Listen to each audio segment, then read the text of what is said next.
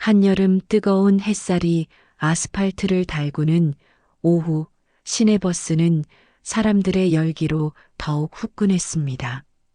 출입문이 열리고 다리를 절뚝이며 천천히 오르는 노인 김도윤의 이마에는 땀방울이 맺혔죠. 버스 안은 이미 빈자리를 찾아보기 힘들 정도로 사람들로 가득 차 있었습니다. 김도윤은 지팡이에 의지한 채 노약자석을 향해 천천히 발걸음을 옮겼어요. 저기, 혹시 자리를 좀. 김도윤의 목소리는 버스 엔진 소리에 묻혀 겨우 들릴 듯 말 듯 했습니다. 노약자석에는 문신으로 가득한 팔을 드러낸 청년 강동혁과 그의 일당 둘이 넓게 자리를 차지하고 있었어요. 강동혁은 김도윤을 쳐다보더니 비웃음을 지었습니다. 할아버지, 다른 데 가서 앉으세요. 여긴 이미 사람이 있는 자리입니다. 김도윤은 무언가 말하려다 입을 다물었습니다. 버스가 급정거하면서 그만 중심을 잃고 비틀거렸죠. 강동혁은 일부러 다리를 뻗어 김도윤의 길을 막았고 결국 노인은 균형을 잃고 바닥으로 쓰러졌습니다. 버스 안의 승객들은 그 광경을 보고도 모두 고개를 돌렸어요. 누구도 나서려 하지 않았습니다. 그때였습니다. 버스 뒤편에서 한 노인이 조용히 일어났어요. 평범한 모습의 그 노인, 윤경호는 천천히 강동혁 일당에게 다가갔습니다. 젊은이, 자리를 비켜주는 게 어떻겠나? 윤경호의 목소리는 낮고 차분했지만 어딘가 단호함이 묻어났습니다. 강동혁은 코웃음을 치며 일어섰어요. 뭐라고요? 할아버지도 한번 밀어볼까? 강동혁의 말이 채 끝나기도 전에 일이 벌어졌습니다. 윤경호의 손동작은 마치 물 흐르듯 자연스러웠어요. 단 10초 그 짧은 순간에 3명의 건달이 모두 바닥에 엎드려 있었습니다. 윤경호는 아무 일도 없었다는 듯 김도윤을 부축해 노약자석에 앉혔어요. 버스 안은 순식간에 술렁임으로 가득 찼습니다. 평범해 보였던 노인의 놀라운 무술 실력에 모두가 놀란 눈치였죠. 강동혁 일당은 얼굴이 하얗게 질린 채 다음 정류장에서 황급히 내렸습니다. 김도윤은 자신을 도와준 윤경호에게 고개를 숙여 감사 인사를 건넸어요. 정말 감사합니다. 어떻게 제가... 윤경호는 손사래를 치며 미소를 지었습니다. 별일 아닙니다. 서로 돕고 사는 게 인지상정이죠. 그렇게 두 노인의 첫 만남은 시작되었습니다. 김도윤은 자신을 도와준 이 낯선 노인의 얼굴을 유심히 바라보았어요. 어딘가 익숙한 느낌, 아주 오래전부터 알고 있었던 것 같은 묘한 감정이 그의 마음속에 일었습니다. 병원 복도를 걷는 김도윤의 발걸음은 늘 분주했습니다. 외과 과장으로서 그의 하루는 항상 환자들의 아픔으로 가득 차 있었죠. 오늘도 수술과 회진을 마치고 사무실로 향하던 그때였습니다. 병원 로비에서 익숙한 얼굴이 눈에 들어왔어요. 버스에서 만났던 그 노인, 윤경호였습니다. 김도윤은 발걸음을 멈추고 잠시 망설였습니다. 윤경호는 접수대 앞에서 무언가 서류를 작성하고 있었어요. 문득 그날의 기억이 떠올랐습니다. 위기의 순간에 자신을 도와준 그 모습, 그리고 그 놀라운 몸동작. 김도윤은 천천히 그에게 다가갔습니다. 혹시 지난번 버스에서... 윤경호는 고개를 들어 김도윤을 바라보았어요. 그의 눈빛에 순간 놀라움이 스쳐 지나갔습니다. 아, 그때 그분이시군요. 우연이네요. 두 사람은 병원 카페테리아에 마주 앉았습니다. 김도윤은 따뜻한 차 한 잔을 건네며 감사의 인사를 전했어요. 그날 정말 감사했습니다. 선생님 덕분에 큰 망신을 면했죠. 제가 의사인데도 저런 상황에서는 어찌할 바를 모르겠더군요. 윤경호는 부드러운 미소를 지으며 차를 홀짝였습니다. 의사시군요. 훌륭한 직업입니다. 저는 그저 오래 살다 보니 몇 가지 요령이 생겼을 뿐이에요. 그건 단순한 요령이 아니었습니다. 무술을 하셨나요? 윤경호는 잠시 망설이다 대답했습니다. 오래전에 잠깐 무술 교관을 한 적이 있었죠. 지금은 그저 늙은이의 습관일 뿐입니다. 대화가 이어질수록 김도윤은 이 노인에게서 묘한 친밀감을 느꼈어요.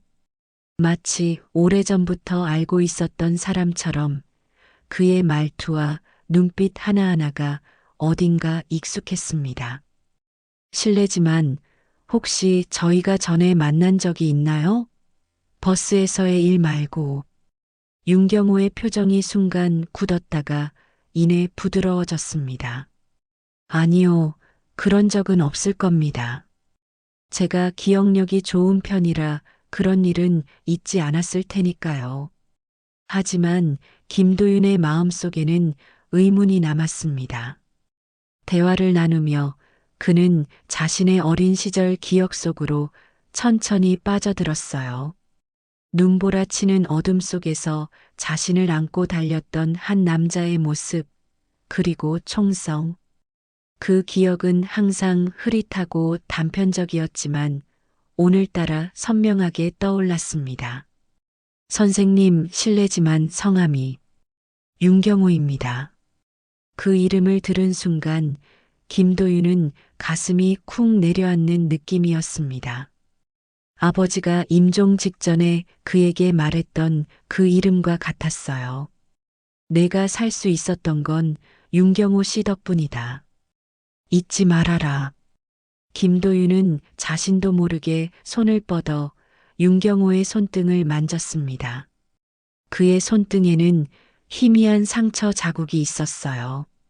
마치 무언가를 확인하려는 듯 김도윤의 눈이 그 흔적을 좇았습니다. 윤경호는 부드럽게 손을 빼며 자리에서 일어났어요. 이제 가봐야겠습니다. 오늘 검진 결과를 기다리고 있어서요. 다음에 또 뵐 수 있을까요? 윤경호는 잠시 머뭇거리다 고개를 끄덕였습니다. 인연이 있다면 또 만나겠죠. 김도윤은 윤경호가 떠나는 뒷모습을 바라보며 깊은 생각에 잠겼습니다. 그가 정말 자신이 생각하는 그 사람일까? 아버지의 유언과 어린 시절의 희미한 기억, 그리고 오늘의 만남. 모든 것이 우연으로 보기에는 너무나 많은 일치점이 있었습니다. 그날 밤 김도윤은 오래된 앨범을 꺼내 들었습니다. 책장 깊숙한 곳에 보관해 두었던 가족 사진첩이었죠. 먼지를 털어내며 천천히 페이지를 넘기는 그의 눈에는 복잡한 감정이 어려 있었습니다. 탁자 위에는 오래된 편지 한 통이 놓여 있었어요. 아버지가 세상을 떠나기 전 그에게 남긴 마지막 편지였습니다. 김도윤은 깊은 한숨을 내쉬며 편지를 다시 한번 펼쳤습니다. 내가 8살 때의 일이다. 우리 가족이 북에서 탈출할 때 한 사람이 우리를 도와주었지. 그가 바로 윤경호라는 사람이다. 그는 북파 공작원이었고 우리를 구하기 위해 자신의 임무를 포기했다. 그가 아니었다면 우리 가족 중 누구도 살아남지 못했을 거야. 어린 시절의 기억이 파편처럼 떠올랐습니다. 눈보라치는 밤, 귓가를 스치는 총성, 그리고 누군가의 따뜻한 품. 그 기억은 언제나 김도윤의 마음 한구석에 자리 잡고 있었지만 지금처럼 선명하게 떠오른 적은 없었어요. 정말 그 사람이 윤경호 씨일까? 김도윤은 마지막 페이지를 넘겼고 그곳에는 희미한 흑백 사진 한 장이 있었습니다. 아버지와 함께 찍은 젊은 남자의 모습. 사진은 오래되어 얼굴이 선명하지 않았지만 그 눈빛만은 분명했어요. 오늘 만난 윤경호의 눈빛과 똑같았습니다. 다음 날 김도윤은 병원 기록을 통해 윤경호의 주소를 찾아냈습니다. 의사로서의 양심에 어긋나는 일이었지만 그를 만나야 한다는 충동을 억누를 수 없었어요. 오후 진료를 마치고 그는 낡은 아파트 단지 앞에 서 있었습니다. 초인종을 누르기까지 몇 분이나 망설였는지 모릅니다. 마침내 용기를 내어 버튼을 누르자 잠시 후 문이 열렸죠. 윤경호는 김도윤을 보고 놀란 눈치였습니다. 김 선생님, 어떻게 여기까지? 말씀드릴 것이 있습니다.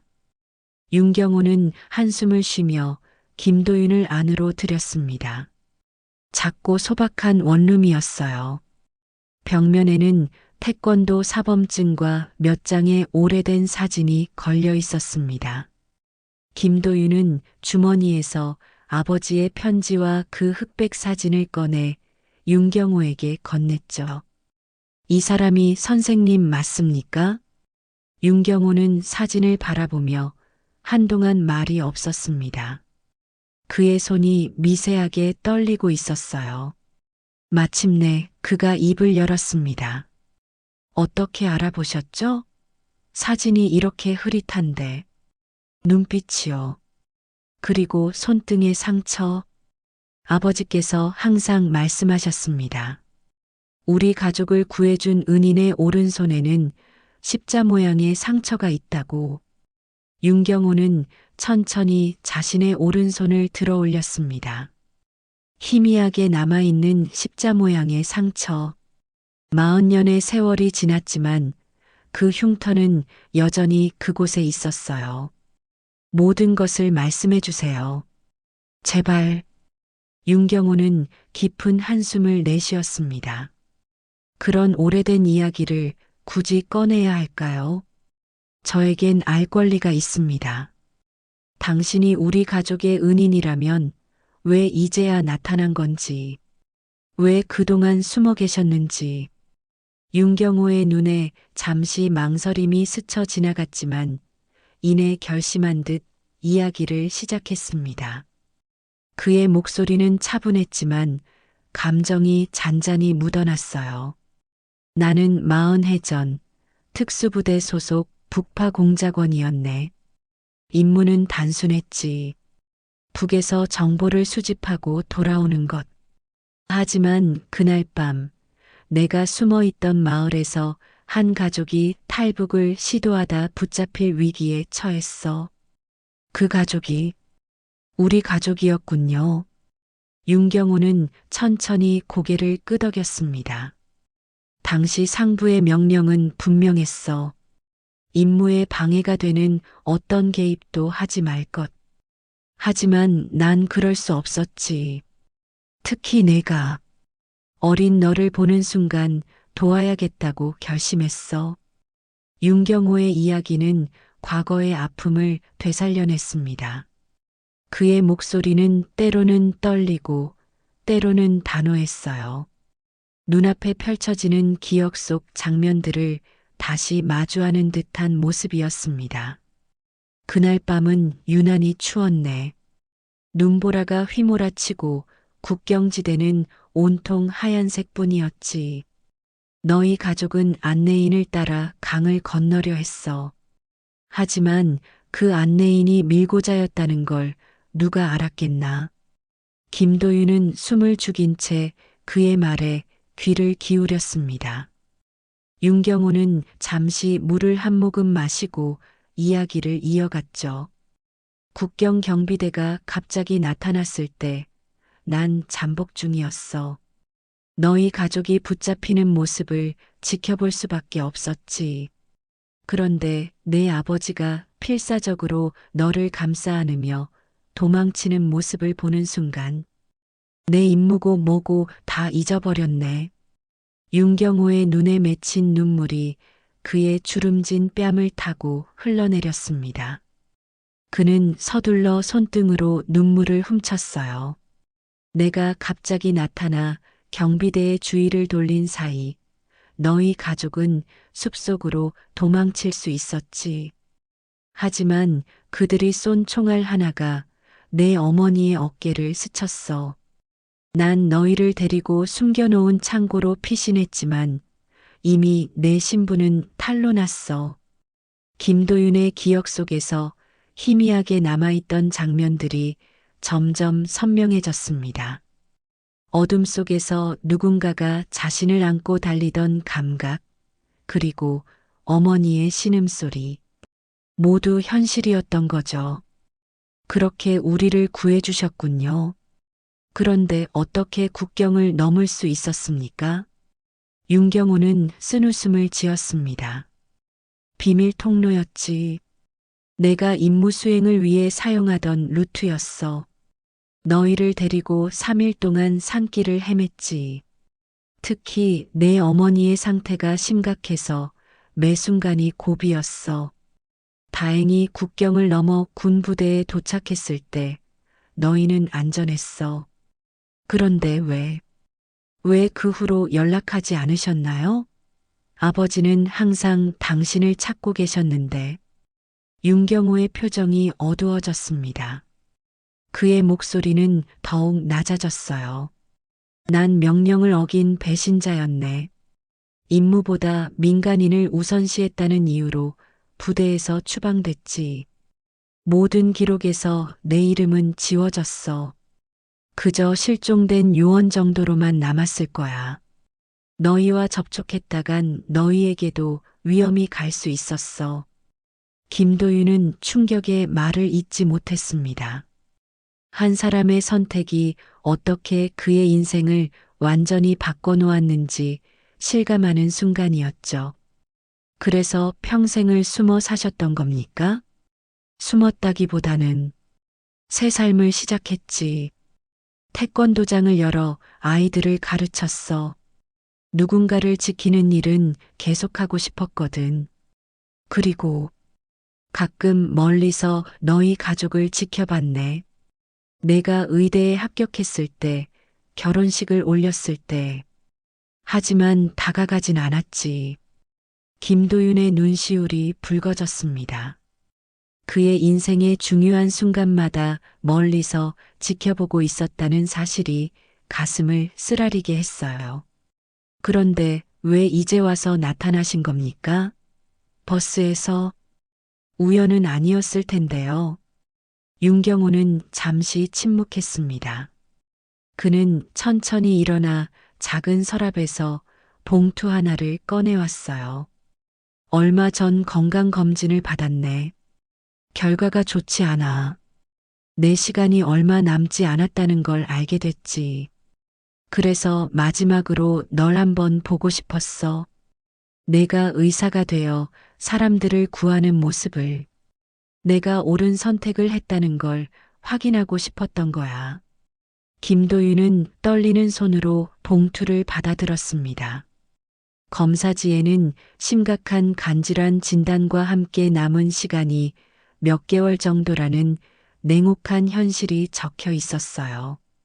이건 왜 치료를? 이미 늦었어.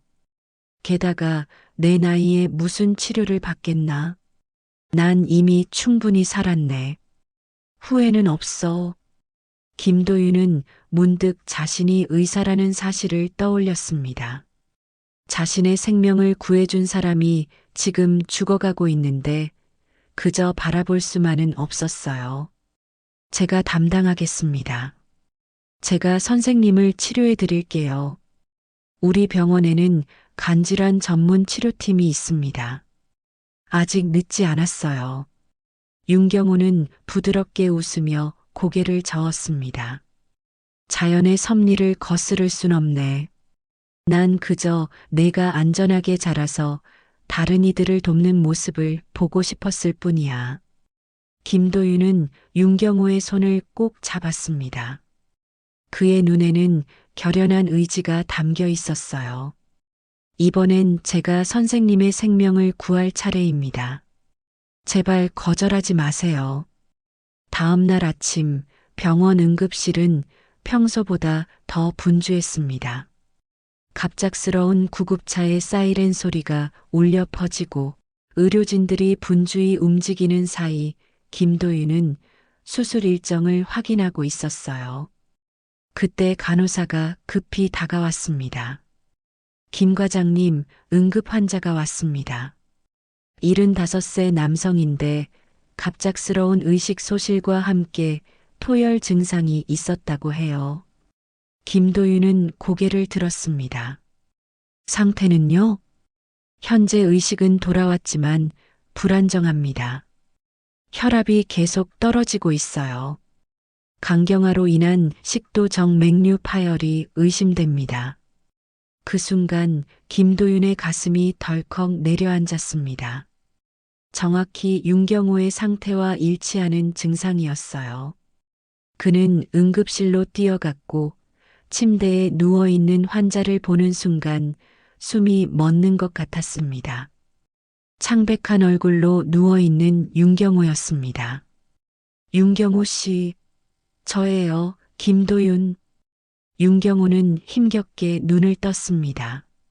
그의 입가에는 아직 말라붙은 핏자국이 남아 있었죠. 김 선생, 미안하네. 이런 모습 보이기 싫었는데. 김도윤은 즉시 의사로서의 모드로 전환했습니다. 지금은 말씀하지 마세요. 곧 응급 처치를 시작할 겁니다. 제가 직접 담당하겠습니다. 초음파 검사와 내시경 결과 윤경호의 상태는 예상보다 심각했습니다.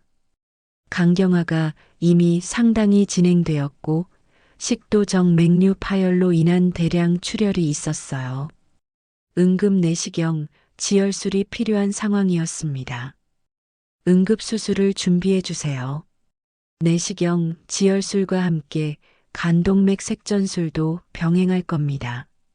수술팀이 준비를 마치는 동안 김도윤은 잠시 윤경호의 곁에 앉았습니다.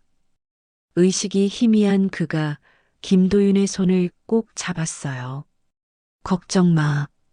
내 인생은 이미 충분했어. 김도윤은 그의 손을 강하게 잡았습니다. 아니에요. 아직 끝나지 않았습니다. 이번엔 제가 선생님을 구할 차례예요. 그 순간 김도윤의 마음속에는 무거운 책임감이 밀려왔습니다. 환자로서 윤경호는 위험한 상태였지만 그에게는 그 이상의 의미가 있었어요. 자신의 생명의 은인이자 평생을 숨겨온 희생자였습니다. 그를 살려내는 것은 단순한 의사의 의무가 아닌 삶의 순환을 완성하는 일이었죠. 수술실로 향하는 길, 김도윤의 마음은 복잡했습니다. 전문의로서 그동안 수많은 중증 환자를 치료해왔지만 지금처럼 심장이 무겁게 뛰는 적은 없었어요. 만약 실패한다면? 만약 윤경호를 살리지 못한다면? 그 생각만으로도 숨이 막혔습니다. 수술은 예상보다 길고 어려웠습니다. 간경화로 인해 손상된 조직들, 취약해진 혈관들, 그리고 멈추지 않는 출혈, 모든 상황이 최악으로 흘러가는 듯 했어요. 김도윤의 이마에는 땀이 흘러내렸고 의료진들도 긴장된 표정으로 각자의 역할에 집중했습니다. 혈압이 계속 떨어집니다. 90, 50. 수혈 속도를 높여주세요. 혈소판도 준비해주세요. 김도윤의 손은 침착했지만 그의 내면은 격렬한 폭풍우 속에 있었습니다. 마치 어린 시절 윤경호가 그를 품에 안고 국경을 넘던 그 순간처럼 절박했어요. 이번에는 김도윤이 윤경호의 생명을 건너게 해야 했습니다. 출혈 지점을 찾았습니다. 클립을 준비해 주세요. 몇 시간의 사투 끝에 마침내 주요 출혈 지점을 막을 수 있었습니다. 윤경호의 상태는 여전히 위중했지만 최악의 고비는 넘긴 듯 했어요. 수술을 마친 김도윤은 탈진한 모습으로 중환자실 옆 의자에 앉았습니다. 그의 손은 아직도 미세하게 떨리고 있었죠. 과장님, 괜찮으세요? 간호사가 따뜻한 커피를 건네며 물었습니다. 김도윤은 힘없이 고개를 끄덕였습니다. 네, 괜찮습니다. 환자 상태는요? 아직 불안정하지만 활력 징후는 조금씩 회복되고 있습니다. 정말 위험한 순간이었어요.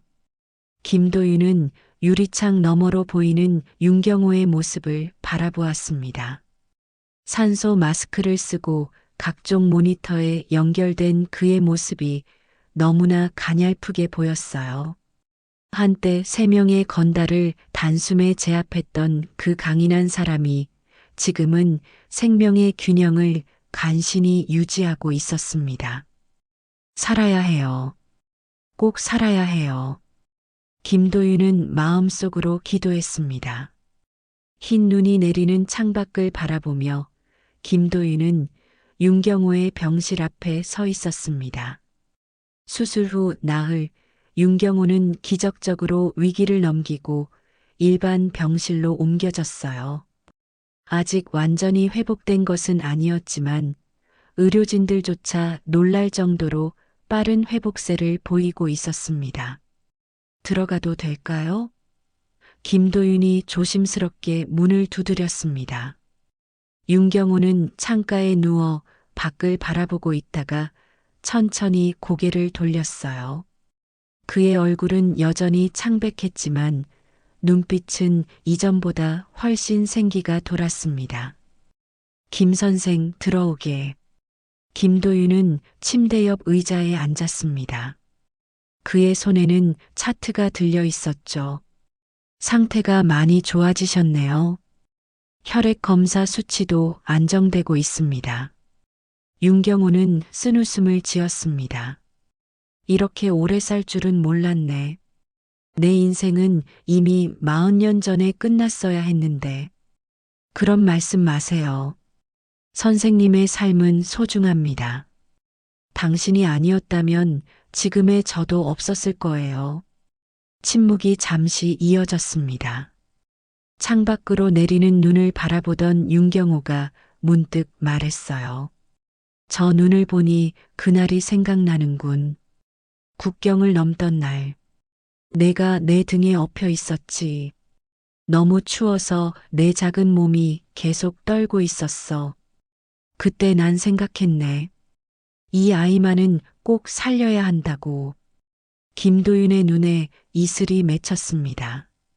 그는 윤경호의 손을 조심스럽게 잡았어요. 그런데 이제는 제가 선생님을 살렸네요. 인생이란 참 묘한 것 같습니다. 윤경호는 따뜻한 미소를 지었습니다. 그렇지. 생명의 순환. 내가 내 생명을 구했고, 내가 내 생명을 구했어. 이제 우린 서로에게 빚진 게 없네. 하지만 김도윤은 고개를 저었습니다. 아니에요. 저는 여전히 선생님께 큰 빚을 지고 있습니다. 단순히 생명을 구한 것뿐만 아니라 선생님의 희생 덕분에 저희 가족은 새 삶을 살 수 있었어요. 제가 의사가 되어 다른 사람들을 도울 수 있게 된 것도 모두 선생님 덕분입니다. 윤경호의 눈에도 눈물이 고였습니다. 그는 천천히 손을 뻗어 김도윤의 어깨를 토닥였어요. 넌 훌륭한 의사야. 그리고 좋은 사람이고 내 부모님이 자랑스러워 하실 거야. 그때 병실 문이 열리고 간호사가 들어왔습니다. 김 과장님, 죄송합니다만 응급 환자가 왔습니다.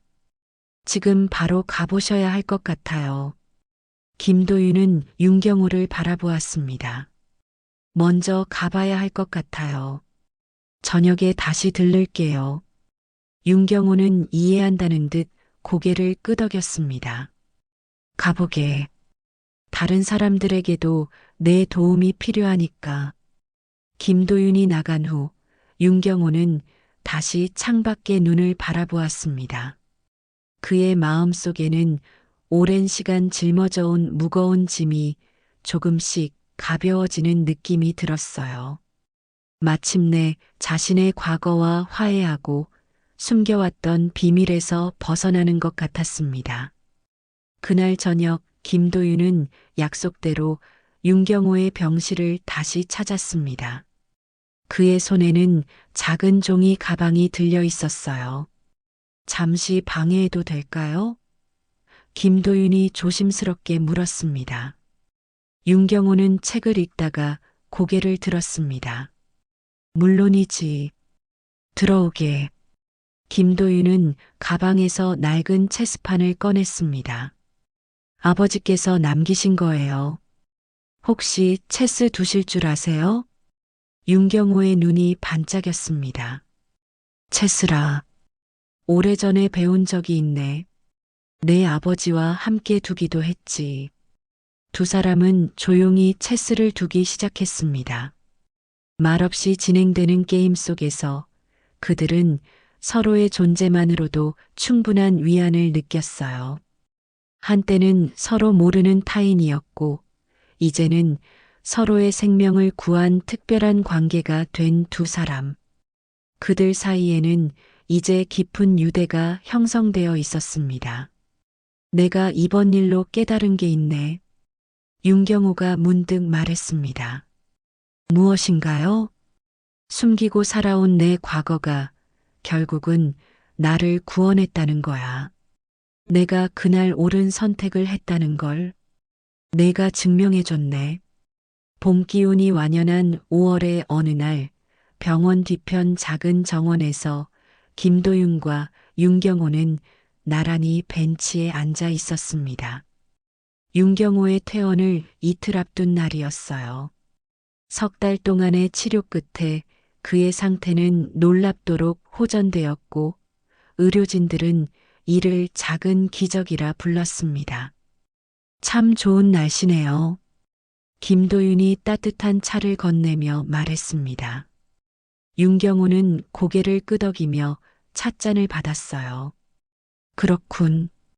이런 날씨에 산책하기 좋겠어. 두 사람 사이에는 이제 어색함이 없었습니다. 석 달 동안 거의 매일 만나며 이야기를 나누었고 과거의 상처들을 하나씩 치유해 왔어요.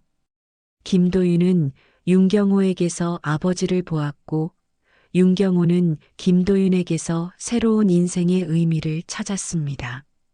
퇴원하시면 어떤 계획이 있으신지요? 김도윤이 물었습니다. 윤경호는 잠시 생각에 잠겼다가 답했어요. 글쎄, 특별한 계획은 없네. 다시 내 작은 아파트로 돌아가서 조용히 지낼 생각이야.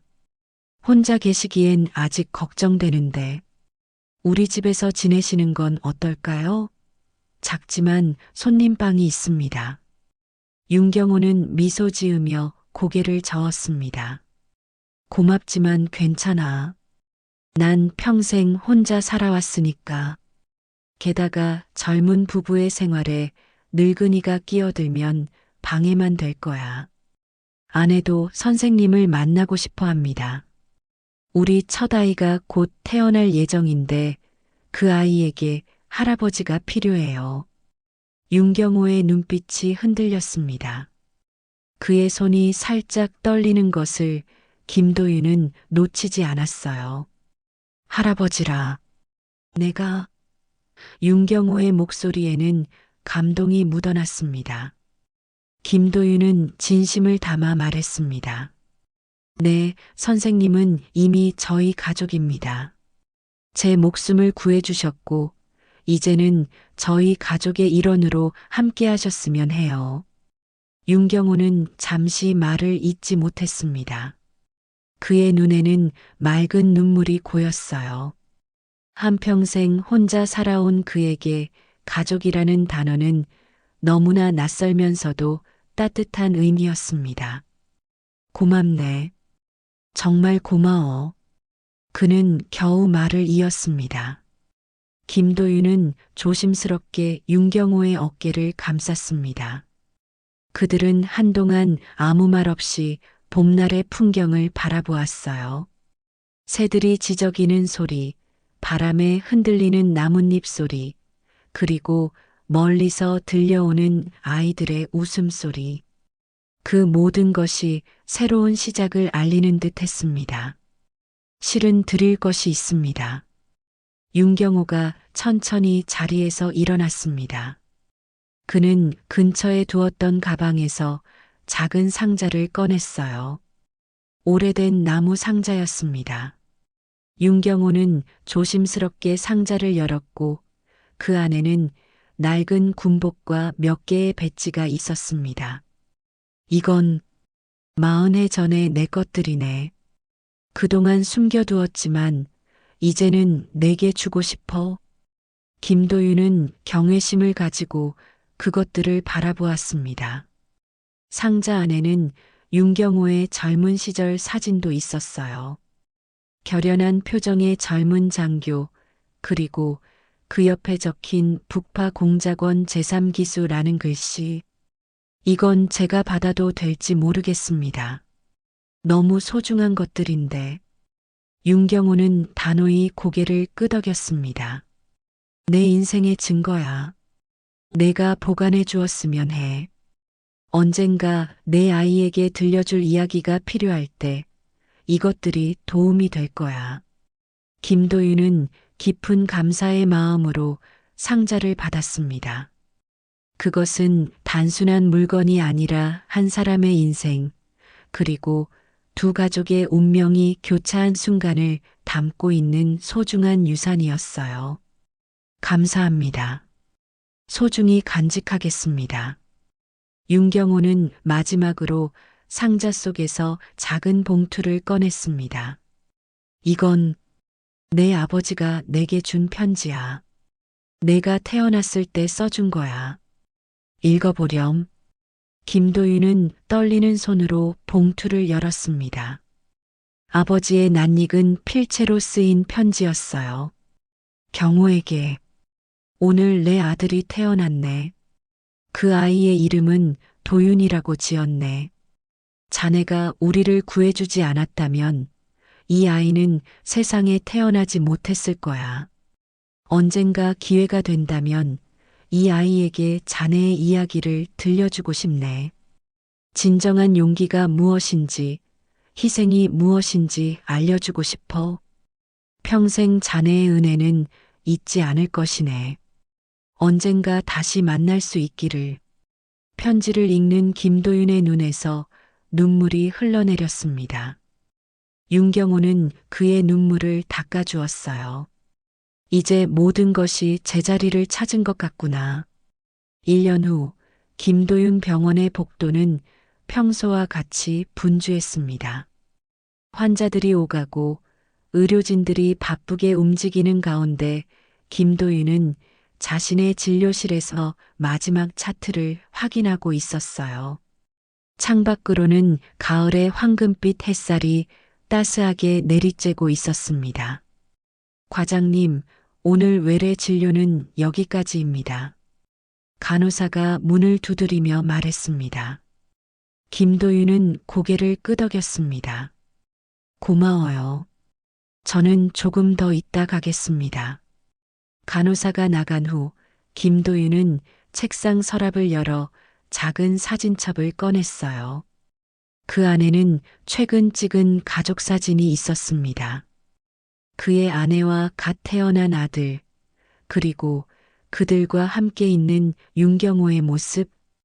윤경호의 얼굴에는 평화로운 미소가 피어 있었죠.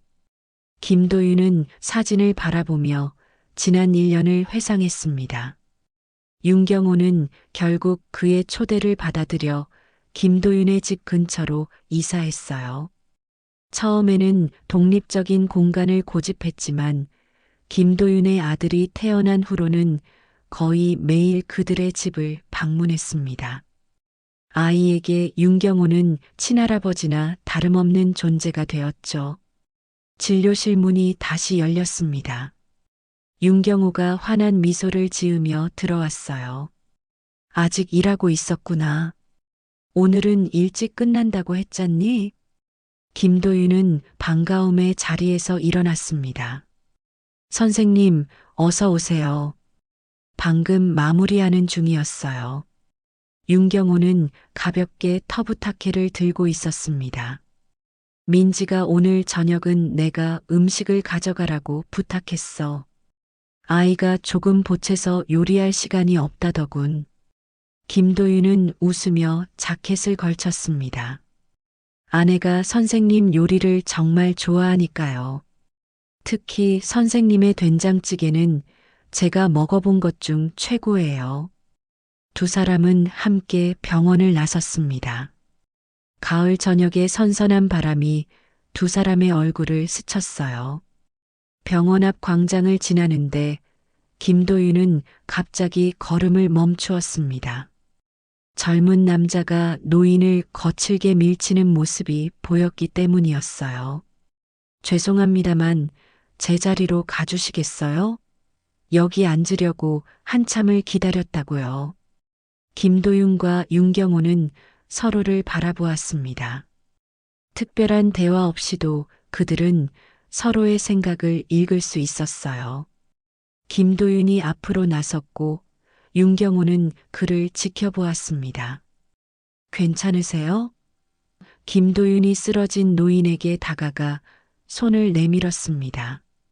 노인은 감사의 표정으로 김도윤의 손을 잡고 일어났어요. 고맙네, 젊은이. 젊은 남자는 당황한 듯 뒤로 물러섰고 김도윤은 그에게 말했습니다. 어르신들을 공경하는 것은 우리 모두의 의무입니다. 그분도 예전에 나를 그렇게 도와주셨어요.